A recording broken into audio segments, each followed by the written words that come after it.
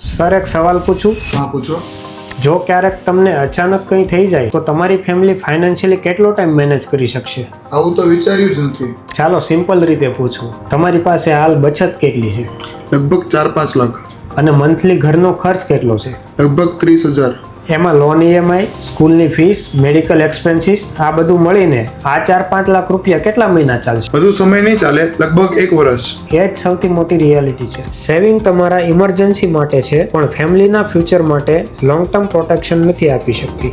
એટલે જ term insurance જરૂરી છે. એમાં શું બેનિફિટ મળે? જો કોઈ અનિચ્છનીય ઘટના બને તો તમારા પરિવારને કરોડોની ફાઇનાન્શિયલ સિક્યુરિટી મળે છે, જેથી તમારા ગયા પછી પણ તમારા પરિવારનું જીવન સન્માન સાથે અને નિર્ભયતાથી આગળ વધતું રહે. જીવનમાં પૈસા કમાવવું જરૂરી છે, પણ તમારા ગયા પછી પણ પરિવાર સુરક્ષિત રહે એ જ સાચી સમજદારી અને સાચી જવાબદારી છે. વધુ માહિતી માટે આજે જ મા કન્સલ્ટન્સીનો સંપર્ક કરો અને યોગ્ય માર્ગદર્શન મેળવો.